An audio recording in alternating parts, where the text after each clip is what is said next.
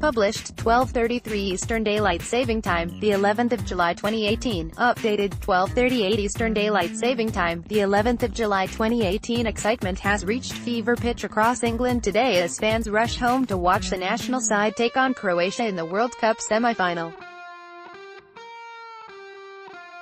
Millions are hoping to see history made with England on the cusp of their second-ever World Cup final if they can win in Moscow. The country is expected to come to a standstill and queues have already started building up outside bars and pubs in London, Birmingham, Manchester, Liverpool and other major cities and towns. Fans have already started arriving at Hyde Park where 30,000 people will watch the match together, and big screens are also up and running across London, Manchester, Newcastle, Nottingham, Leeds, Bristol and Brighton. Offices and landmarks were turned into giant crosses of St. George, and staff wore their England shirts while schoolchildren swapped hymns for renditions of Three Lions, and giddy students danced on the chairs and desks in excitement. England fans have kitted themselves out in the national colours as they queue to get into bars and pubs for the huge match against Croatia tonight. Others have flocked to Hyde Park where 30,000 fans will watch the World Cup semi-final on a big screen, the largest such event in London since Euro '96.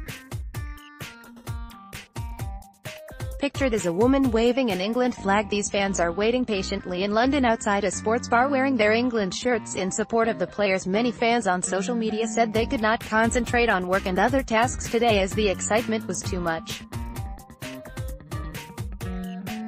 Pictured are fans queuing outside a London bar. This fan in Nottingham has well and truly thrown himself into the match spirit, carrying several flags and England paraphernalia today. Fans have been in a state of high excitement and anxiety ahead of England's most important match for 28 years, admitting they couldn't sleep last night and work became a non-event today. Many took to social media as they celebrated leaving work hours early and heading to the pub for a drink to calm their already frayed nerves.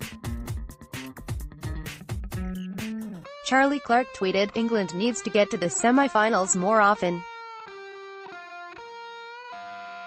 Our office have all sacked off work and now we're at the pub. Amazing." And Shona Fran wrote, "Banked out from work 5 hours early. Get me to the pub." England, millions knocking off early is set to cause chaos on the roads and railways, with rush hour starting at 2 p.m. instead of 4 p.m. and peaking at around 5 p.m. But cities, towns and villages should all be deserted by 7 p.m. and will be much quieter than Christmas Day, according to the RAC. Edmund King, president of the AA, said, "Historically, the biggest TV events and quietest roads in the UK were during the World Cup final in 1966, followed by the funeral of Diana, Apollo 13, royal weddings and Muhammad Ali's Rumble in the Jungle. This game will join the list." Primary school pupils in Chorley, Lancashire, jig on their chairs singing Three Lions, and office workers dance by their desks ahead of England's first World Cup semi-final for 28 years. Fans are already arriving at Hyde Park where 30,000 fans, including this colorfully dressed gentleman, will watch the game. Huge crowds will watch the game at Hyde Park. Pictured across London and other cities such as Manchester, Newcastle, Nottingham, Leeds, Bristol and Brighton.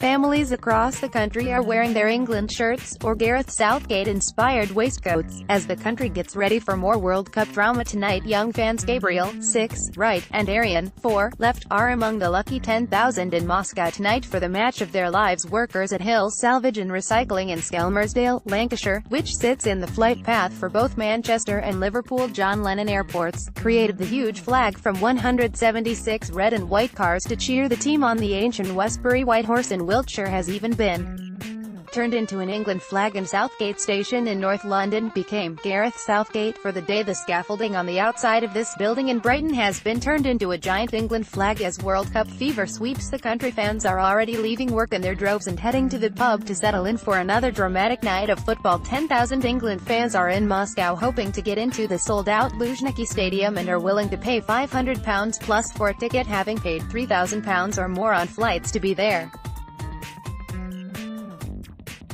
A tube strike due to start at 9 p.m. tonight, causing chaos at the end of England's World Cup battle with Croatia, has been called off at the last minute. Piccadilly line drivers were due to walk out as thousands of fans left London's pubs and squares to head home after the game. But with just 5 hours until the industrial action, the RMT union announced it was off after talks with Transport for London. Passengers needing to use the Piccadilly line were being urged to complete their journey by 10 p.m. to avoid getting marooned. If England's game goes to extra time and penalties, thousands would have struggled to get home at all. The industrial action was due to coincide with Donald Trump's visit to the capital. If the team win, it will spark complete pandemonium up and down the land even before they play in the World Cup final against France on Sunday, the first since 1966. While the majority of supporters will watch the game at home, pubs will have their busiest night of the year with 20 million pints sold, but an estimated 50,000 of them will be thrown every time England score. Aaron Besser tweeted, "Biggest game in 28 years. Incredibly nervous and excited, but whatever happens, I am so proud of this England team, so come on, let's do it and get to the final." Alison Carr wrote, "The day is here. The day England have waited 10,234 days for. That's how long it's been since England last played a World Cup semi-final." A video of Framfield Church of England Primary School in East Sussex singing "Three Lions" with gusto is trending after it was retweeted by stars including former England striker Gary Lineker. Today has also been branded Waistcoat Wednesday by fans wearing one in an ode to England manager Gareth Southgate, who even had a pub in North London Tube Station renamed in his honour. He believes his heroes have the power to unite England by securing a place in the World Cup final. And last night 1990 hero Paul Gascoigne, who famously cried during the Turin semi-final defeat to West Germany, has sent a message to the team. He told the Mirror, "Come on, boys, bring this cup home. You have nothing to fear. To conquer fear, you have to face it. It is okay to cry when you win, then you have achieved something." Roundabouts in the West Midlands and road crossings on the Isle of Wight have been painted red and white by members of the public overnight as the country is gripped by World Cup excitement. Boat builders in Cowes have painted the biggest cross of St George in Britain on their hangar doors. This van in Lancashire has "It's coming home" scrawled on its roof as people get revved up for the game. Ally Ginger, 17, and his workmates who are busy building the football pitches in Central Park, Plymouth, have spray-painted their bulldozers with temporary paint to get behind the boys. They predict a 2-0 win for the Three Lions. Former England manager Sir Bobby Robson would have been thrilled by the progress of the current side at the 2018 World Cup, his widow has said. Lady Elsie Robson also claimed that the former manager would be willing Gareth Southgate and his team to win the tournament with every fibre of his being. Sir Geoff Hurst is convinced England will emulate the success of his 1966 team by lifting this year's World Cup. The striker, who remains the only man to score a hat-trick in a World Cup final, thinks a 2018 win would bring wilder celebrations, because the tournament is 1,000 times bigger than it was 52 years ago. Workers at Jaguar Land Rover on Merseyside have been refused permission to cut their shifts short to watch the England match. The decision caused fury because thousands of colleagues based at the West Midlands plant can. Bosses say that the Merseyside factory is too busy to finish before 7 p.m. They have also ruled out putting up TVs. One furious worker told the Liverpool Echo, "We thought we would be allowed to watch it. It's disgusting. We're not allowed to support our own country." Bosses responded by saying they understood their frustrations but said customers' orders come first. Sir Geoff said, "Bearing in mind the last two tournaments were an absolute disaster, if I said before the tournament that we were going to win it, I would have been looked upon as being deranged, but now you ask me today, and we can win it. It's as simple as that." Prince William has sent a message to the squad and said, "A new generation is enjoying the magic of this World Cup run. The whole country is right behind you tonight. Come on England, it's coming home." Prime Minister Theresa May wished the England team all the very best of luck in their World Cup semi-final against Croatia on Wednesday. Arriving at the NATO summit in Brussels, Mrs May said, "Good luck to the team tonight.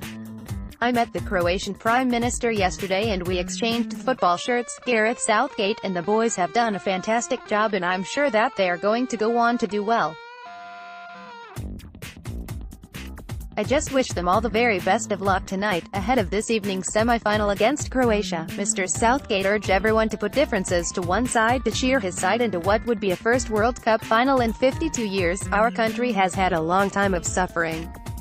In terms of football, the enthusiasm the supporters have for these players, not only because of the way they've played but how they've conducted themselves, has been great," said the England boss. "Our country has been through some difficult moments recently in terms of its unity, but sport can unite. Football can unite. We can feel the energy and support from home, and that's a privilege." Midfielder Jordan Henderson added, "It's a special feeling to know people back home and here are enjoying the experience as much as we are. All the celebrations inspire us as players to bring the nation together and put smiles on people's faces. That's the biggest thing so far.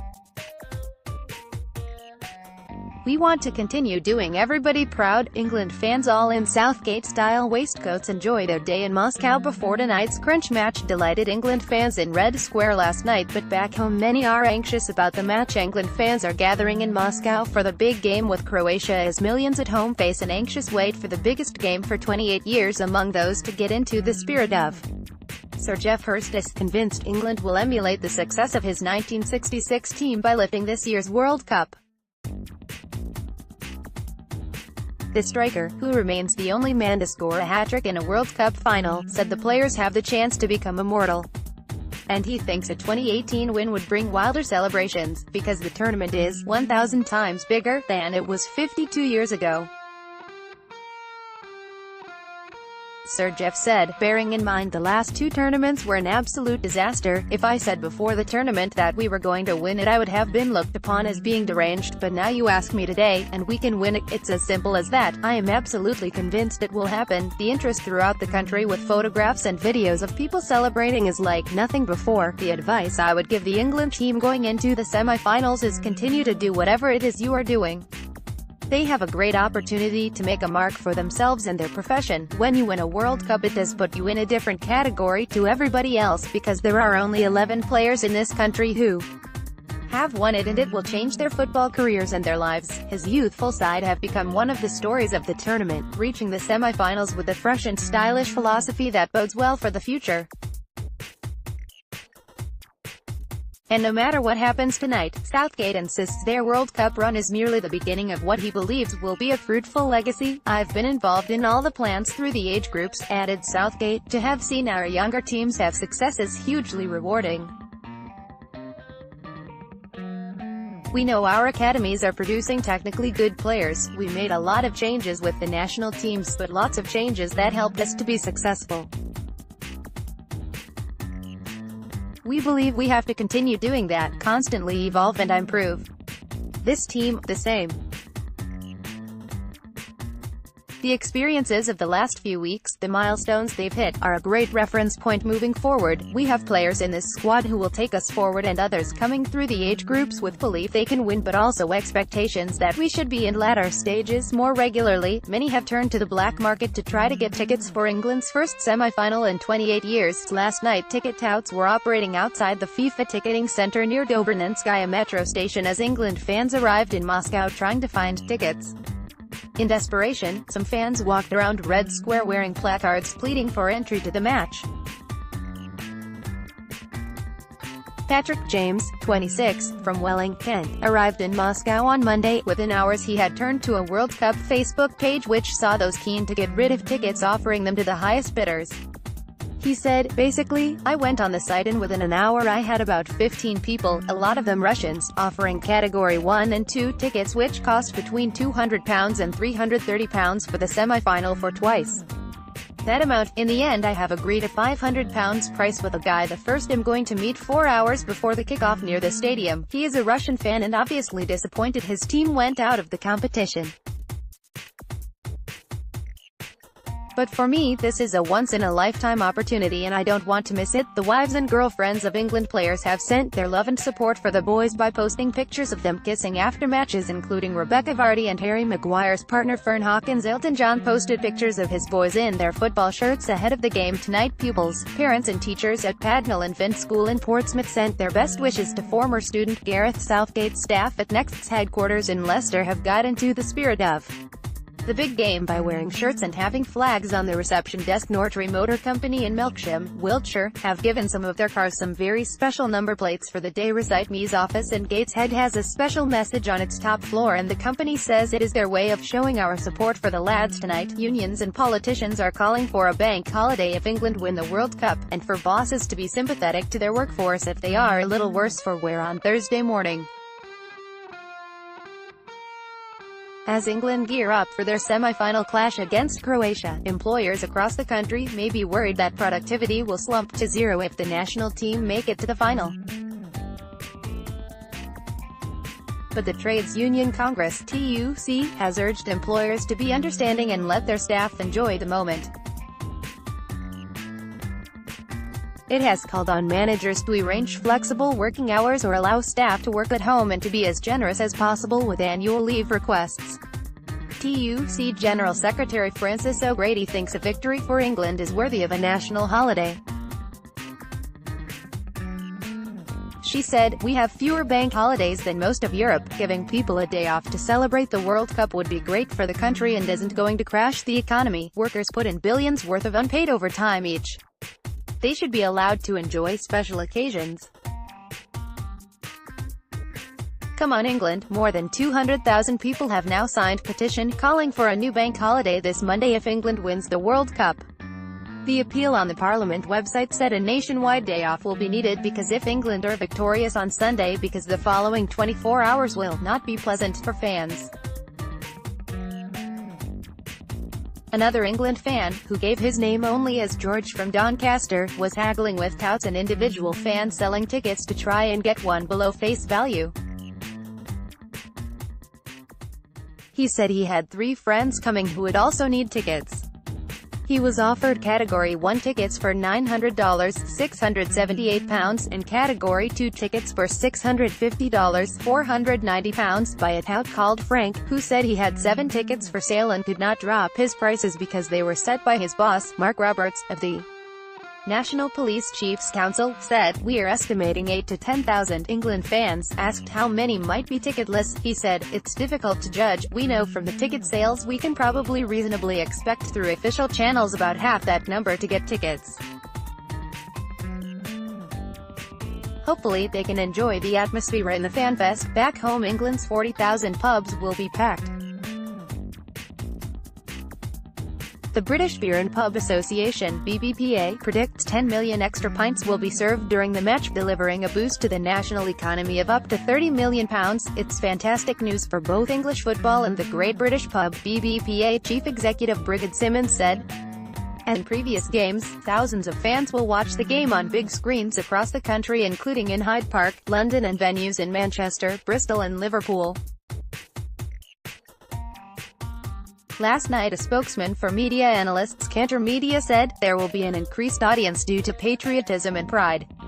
Children will be allowed to stay up late, with whole families gathered around TVs for a national event." A spokesman for the broadcaster's audience research board, Barb, added, "Previous tournaments have shown the size of TV audiences England games can achieve. Evenings are prime time. Average audience ratings are for TV sets only and do not include big screens and pubs." The crew of the British minesweeper HMS Ledbury is on standby for England's big FIFA World Cup semi-final showdown against Croatia in Moscow tonight.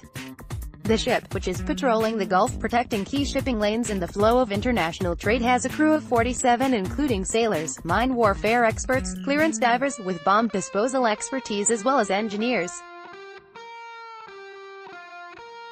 She is the oldest sea-going ship in the Royal Navy. Commanding Officer Lieutenant Commander Charles Collins said, "We may be a long way from home, but we can feel the excitement on board just as much as the England fans in the pubs and the parks." Up to 10,000 England fans are trying to get to Russia for the biggest World Cup for a generation. England's win over Sweden in Samara on Saturday put the team 1 game away from the final. Boss Gareth Southgate puts his arm around star striker Harry Kane after beating Sweden, and the nation will watch them with excitement and trepidation tonight. England fans this afternoon turned Moscow's Red Square red, white and blue ahead of the country's biggest game for 28 years. Around 10,000 supporters have been pouring into the Russian capital as Gareth Southgate's men take on Croatia for a place in the final. England quarter-final goal hero Harry Maguire's girlfriend Fern Hawkins was seen mingling with 3 Lions fans in Moscow next to the Kremlin just hours before kickoff at the Luzhniki Stadium. Gareth Southgate's wife Alison and their 2 children have jetted to the Russian capital for the game, and Jamie Vardy's wife Becky has been posting her support for the boys on Instagram. Back home, England captain Harry Kane's heavily pregnant fiancée Kate Goodall told him to bring the World Cup home. England fans in Red Square, Moscow ahead to the World Cup semi-final between England and Croatia at the Luzhniki Stadium. Bruce Wright, Dee Murray, Dex Marshall and Miles Rudham in Red Square, Moscow ahead to the World Cup semi-final between England and Croatia at the Luzhniki Stadium. Sam, 51 and Lauren, 45 vary with their children Jackson 15 and Farron, 13. England fans in Red Square, Moscow ahead to the World Cup. Harry Maguire's girlfriend Fern was all smiles as she walked around Red Square, Moscow, this afternoon, just hours before her man appears in England's biggest game for 28 years. England fans dressed in waistcoats Ned MacDonald and Andy Blunden from Brighton and Nikolskaya Street, Moscow. England fans dressed in waistcoats Ned MacDonald and Andy Blunden from Brighton and Nikolskaya Street. Those England fans who have jetted in for the semi-final have backed Southgate's young team to reach the nation's first World Cup final in 52 years. Supporters showed their colors in central Moscow ahead of the semi-final against Croatia and said they believed the key to success was the youthful team's work ethic and pride. The 23-man squad, which has an average age of just over 26 and was the tournament's 3rd youngest, have the hopes and expectations of a nation on their shoulders. The Duke of Cambridge, who is president of the Football Association, told the 3 Lions the whole country is behind them. William said, "Come on England, it's coming home." Among the supporters who have made the trip were father and son Joe and Andrew Settle, from Bolton, who have never travelled away with England but decided they could not miss the chance to see the national side in a World Cup semi-final. For Joe, 62, it will be his first live England match. He said, "I'm hoping there, Croatia's luck has run out. 2 penalty shootouts and they weren't that good, they just scraped through. I think it's our year this time. There's no out-and-out stars and everybody just looks at them as young lads, making their way out. They've not got above their station. And they're just thinking, we'll get behind these lads. They're not bothered about the money, they look like they are enjoying it, they want to do it and they're proud to do it for their country." He predicted a 2-0 England win and said he believed the celebrations would be on a larger scale than in 1966 if England go on to win the trophy. "I remember watching '66 on TV as a little lad and going outside playing football afterwards until it was dark," he said. "It was very uplifting for the country, but because there was no internet, not as much media, you didn't actually know what was going on. There were some newsreels and everybody was uplifted, but this time, from every part of the country, you are going to see what's happening. It's going to be brilliant." Kate Goodall posted this throwback photo of her man Harry Kane scoring on his debut for England against Lithuania in 2015 with the words, "What a long way you've come." Becky Vardy, who is unofficial leader of the English Wags in Russia, posted this photo as she flew to Moscow this morning ready for the game with the caption, "Come on England." Jamie Vardy's wife also posted this photo on Instagram as she gets ready to cheer on the boys. Model Lauren Goodman, who is dating England star Marcus Rashford's brother, is in Red Square to show her support, and says she is excited about tonight's big match. George Lee, 59, from Hull, also backed Southgate's young team to get to the final, predicting a 2-1 win. He said, "We thought we'd do well because you've got all the youngsters in now. You know, there's no superstars where they just walk about. I can do what I like. They're all young, hard-working lads. These are good kids. Hopefully they will win it for us. It's exciting times for these young fellas." Scott Radcliffe and his 10-year-old son Elliot, who has broken up from school, were in the queue to pick up their fan IDs, having arrived in Moscow on Tuesday. The 46-year-old, from Four Oaks in Birmingham, said, "Absolutely flying. Can't explain how good it feels, especially after Italian 90. I couldn't get there. Tried 3 times, so I've waited 28 years to get here. I think it's going to be very tight. Croatia are not going to be a pushover by any means. They've got a good side. They've improved over the years, but I look at England at the moment and think we've got a fantastic side. You've got to look at that squad now and think, you know what, they're going to get a result." Model Lauren Goodman is in Russia as she is the girlfriend of Marcus Rashford's brother. "This is my first World Cup game and I just feel that from the semi-finals it gets real. It gets serious. I can't wait, she said. Fans who flew in without tickets were being asked to pay up for tickets at 4 times the face value. Greedy touts inside Red Square were preying on football fans by selling the best seats with a face value of £326 for £1,750. One fan bought a ticket with a face value of around £100 for £600. Ian Clatworthy, 33, from Solihull said, "I couldn't come this far and not see the match.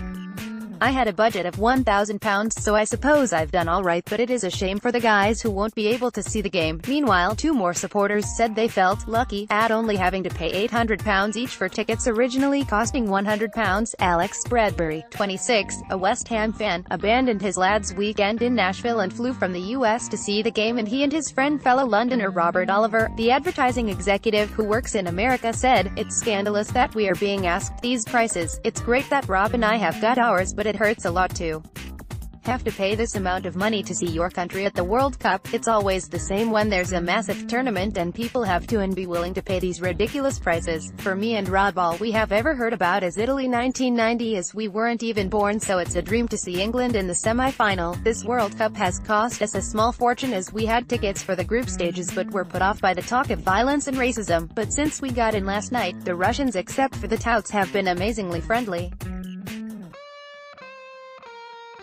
Alex Bradbury, left, 26, a West Ham fan, abandoned his lads' weekend in Nashville and flew from the US to see the game, and he and his friend fellow Londoner Robert Oliver, right, a Russian police officer, poses with a Gareth Southgate look-alike in Moscow's Red Square. England fans mingled with supporters of Croatia, who England face for a final place. "After watching every match at the pub and with huge regret for not coming, we decided on Sunday night after a few beers that we had to do it and bought a one-way flight and a hotel for 2 days all right there, and then spreading the cost over multiple cards. I was in Nashville on a lads' weekend away and Rob was sat in his local in the East Village in New York. We are still working on tickets for the final while also needing to find another hotel and arrange a return flight at some point to go back to work.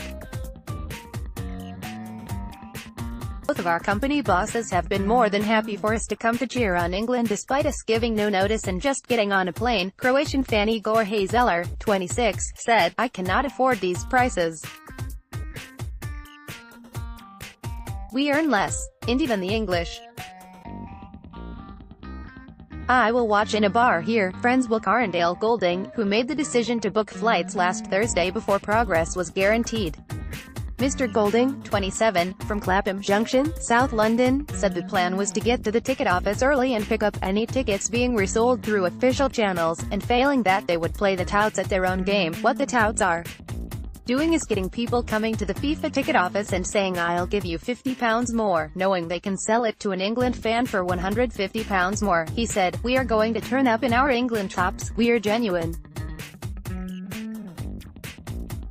We are going to do what they are doing." England fans travel out to Moscow in force for the semi-final with Croatia on Wednesday. England fans have begun arriving in Red Square ready for Wednesday night's game against Croatia for a place in their first World Cup final in 52 years. At stake, we are going to stand there and say, "Any tickets? We need a ticket, and if that doesn't work, we'll go to the ground." Mr. Carr, 25, from Macomb, in York, said the pair knew they had to get to Russia for the game, given neither were alive the last time England played such a crucial tie. "Everyone's believing," he said. Among the first to arrive were Leeds fans Ryan Rodley, 27, and Jordan Gilmore, 29, who landed in Moscow from Manchester via Helsinki. Ryan, who runs a scaffolding firm, said, "We went 1-0 up against Sweden and we were booking our flights, which cost £270. We didn't know what to expect once we got here. No hotel and definitely very little chance of a ticket. But we had to hope." Jordan added, "This morning we paid £600 each to some Russian touts outside the official FIFA ticket office. We didn't want to risk not getting a ticket as the lines were long and nobody was giving out any information. Now we are all in and it's going to be great." Jonathan Earlman, 33, another of the group who we're sipping beer on Red Square, added, "It's going to be 2-0 to England. Once we really are in the World Cup final, we'll see with the ticket situation. I've heard they are going to be around £2,000 each." Paul Gascoigne has joined a legion of former England stars, including Sir Geoff Hurst, urging the team to seize